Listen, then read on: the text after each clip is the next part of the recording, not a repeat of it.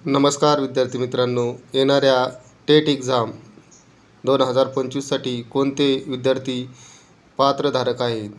तर 12वी ज्या विद्यार्थ्याची झालेली आहे आणि त्यांनी DTED 12वीनंतर केलेलं आहे आणि TET एक्झाम पेपर 1 आणि पेपर 2 ह्या दोन्ही पेपरपैकी कोणता तरी एक पेपर सुटलेला आहे, तर तो विद्यार्थी टेट एक्झामसाठी क्वालिफाय आहे.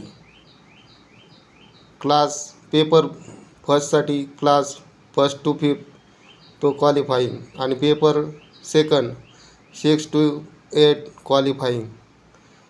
जर तुमची 12वी असेल, 12वी पास असेल, DTED असेल, paper 1 paper 2 TET exam qualify असेल तर तुम्ही टेट एक्झाम देऊ शकतात.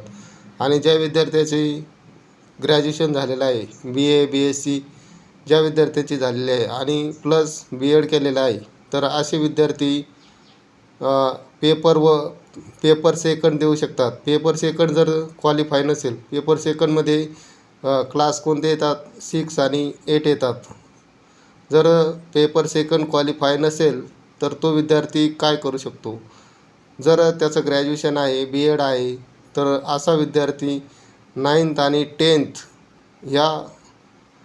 ह्या क्लाससाठी पात्र असू शकतो. तो टेट एक्झाम देऊ शकतो.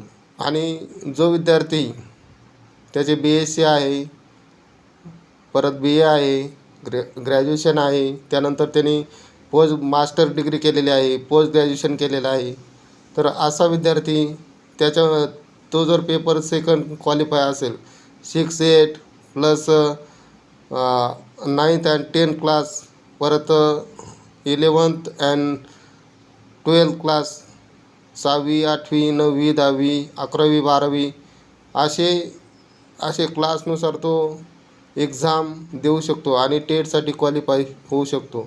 जर तो पेपर सेकंड क्वालिफाय नसेल तर त्याची BSc आहे, BA आहे, पोस्ट ग्रॅज्युएशन आहे, असा विद्यार्थी 9वी 10वी 11वी 12वी ह्या एक्झामसाठी या क्लाससाठी पात्र असू शकतो. टेट एक्झाम जर समोर आली तर त्यासाठी सिलेबस काय असतो, तर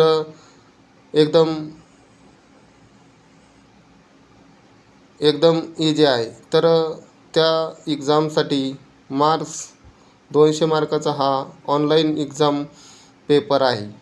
तर तुम्हाला त्या एक्झामसाठी तो फॉर्म भरण्यासाठी तुम्हाला 1000 रुपये चलन लागतं. त्याचबरोबर ती एक्झाम 200 मार्काची आहे आणि त्यासाठी सब्जेक्ट्स मार्क्स कसे डिवायडेशन्स आहे तर जाणून घेऊया. तर याच्यामध्ये पहिला जो विषय आहे मराठीमध्ये 15 मार्क्स आहेत. त्याचबरोबर दुसरा पेपर इंग्लिश 15 मार्क्स, असे दोन्ही मिळून 30 मार्क्स भाषा विषयासाठी. तर त्यानंतर बुद्धिमत्ता 3 नंबर बुद्धिमत्ता हा विषय अतिशय महत्त्वाचा आहे. तो 80 मार्काचं त्याचं वेटेज आहे.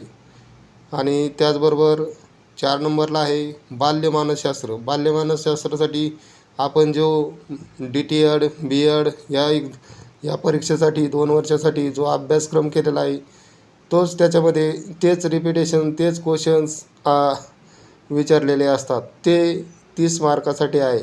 आणि त्यानंतर 5 नंबरचा जो विषय आहे त्यामध्ये GS, त्याच्यामध्ये तुमची भारतीय राज्यघटना आली, परत इतिहास आला, भूगोल आला, अर्थशास्त्र आला, परत विज्ञान आला, असे विषय त्यामध्ये असतात. आणि तो जो सब्जेक्ट आहे 60 मार्कासाठी आहे. असे टोटल तुमचे 200 मार्क होतात.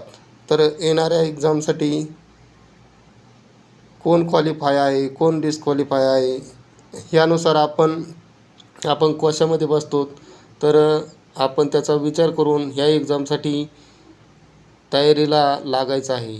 धन्यवाद विद्यार्थी मित्रांनो. माझे व्हिडिओ तुम्हाला आवडत असेल तर लाईक अँड सबस्क्राईब करा. Thank you so much.